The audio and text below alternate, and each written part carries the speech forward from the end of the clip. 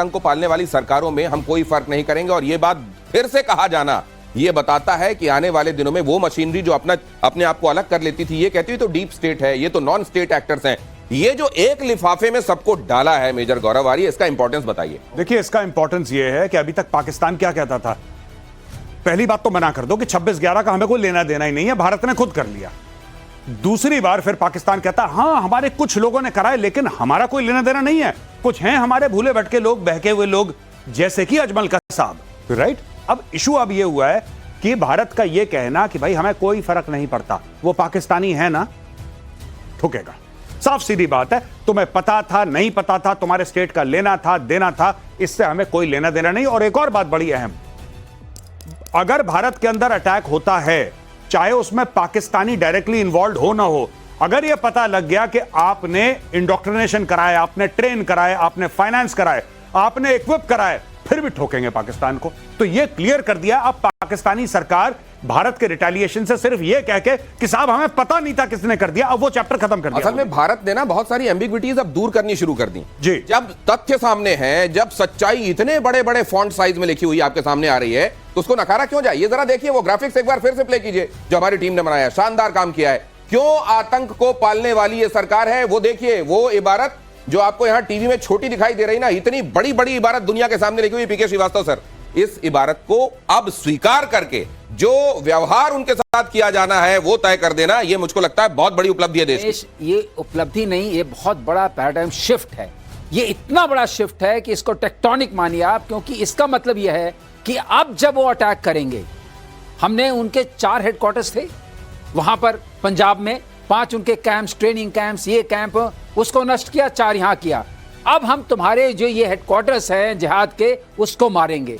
अब मारने के लिए संकोच नहीं करेंगे, ये साफ बात प्रधानमंत्री ने कह दी है। और ये अपने आप में बहुत बड़ा संदेश है, ये प्रतिशोध का ऐसा संदेश है कि ये उनके कानों में गूंजता रहेगा। अगली हरकत करने से पहले सोचना पड़ेगा कि अब डिनाइबिलिटी नहीं है, डिनाइबिलिटी के चक्कर में हम थर्ड पार्टी से इन्वेस्टिगेशन कराएंगे, हम किसी और को बुलाएंगे, हम यहां जाएंगे, अब सब खत्म। आपने किया है, आप भुगतिए। वो जो कहते हैं ना कि तुम मुंह से कहो ना कहो, अगर तुमने कुछ इशारा कर दिया तो तुम्हारी मोहब्बत का इजहार माना जाएगा। अब यहां इजहार मान के कार्रवाई हो जाएगी। पीएम मोदी ने नाले बेस से पाकिस्तान को दिया मैसेज। पीएम मोदी का विमान नाले बेस पर उतरा। बीकानेर के इस एयरबेस को पाकिस्तान ने टारगेट करने की कोशिश की थी। पाकिस्तान के हमलों से एयरबेस को कोई नुकसान नहीं हुआ था। यह अभी पीके श्रीवास्तव सर इसका सिग्निफिकेंस बता रहे थे। उन्होंने ये बताया कि आवश्यक क्यों था। यहां प्रधानमंत्री नरेंद्र मोदी जो भी करते हैं उसके पीछे एक संदेश होता है, उसके पीछे एक सोची समझी वजह होती है, और यहां जो वजह है वो बहुत साफ है। ऑपरेशन सिंदूर पर प्रधानमंत्री नरेंद्र मोदी की दहाड़। जब सिंदूर बारूद बना तो नतीजा दुनिया ने देखा। 22 मिनट में आतंकियों के 9 ठिकाने तबाह हुए। 22 तारीख के हमले के जवाब में हमने 22 मिनट में आतंकियों के 9 सबसे बड़े ठिकाने तबाह कर दिए। दुनिया ने और देश के दुश्मनों ने भी देख लिया कि जब सिंदूर बारूद बन जाता है तो नतीजा क्या होता है।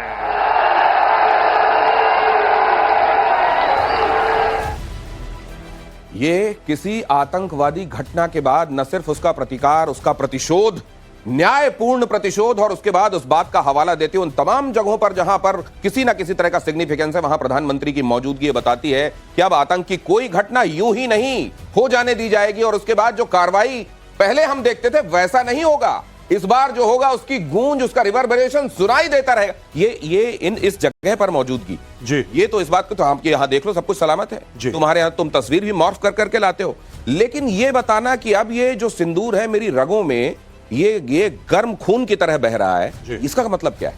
देखिए, इसका मतलब सिर्फ ये है कि जो सर ने बताया ना कि पैराडाइम शिफ्ट हो गया है भारत की सोच में।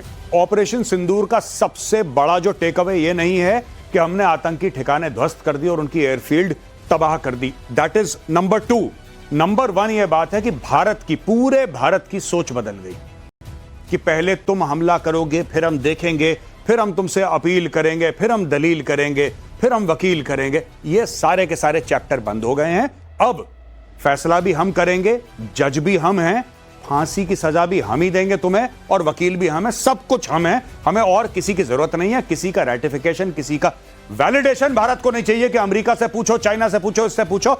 अब कश्मीर में या भारत के किसी भी कोने में कुछ होता है तो पाकिस्तान में आग बरसेगी, इसका यह मतलब है। और इसका यह भी मतलब है कि ये हालात आने दिए गए हैं कि आज हमको न्याय के लिए खुद कदम उठाने पड़ रहे हैं। न सिर्फ इसके लिए पाकिस्तान जिम्मेदार है, बल्कि इसके लिए वो इंटरनेशनल बॉडीज भी जिम्मेदार हैं जिनको अपना रोल निभाना चाहिए था, और मुझको लगता है जो रिडंडेंट हैं। जी, आप क्या मानते हैं, यूनाइटेड नेशंस ने अपनी भूमिका ठीक से निभाई है इस मामले में? यूनाइटेड नेशंस ने कब अपनी भूमिका ठीक से निभाई है? यूनाइटेड नेशंस के हाथ में कुछ नहीं है, उसके पल्ले कुछ नहीं है। 1945 के बाद बनाई गई ऑर्गेनाइजेशन है जो उस समय का सच, आज से 80-85 साल पहले का सच बताती हैं ये organisations. They are not relevant today. Gaurav ने जो बोला उसको मैं लेना चाहूंगा आगे। यूनाइटेड नेशंस को अपने आप को री इन्वेंट करना पड़ेगा। ये री इन्वेंशन बहुत जरूरी है क्योंकि अब ताकतें डिफरेंट हो गई हैं, इकोनॉमिक पावर्स डिफरेंट हो गई हैं, पॉपुलेशन की ग्रेविटी अलग हो गई है, लोगों की इच्छा अलग हो गई है।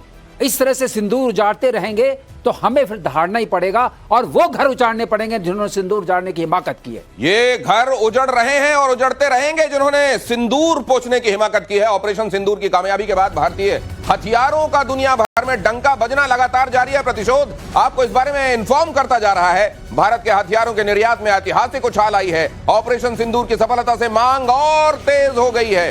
ब्रह्मोस मिसाइल तो हॉट केक हो गई है।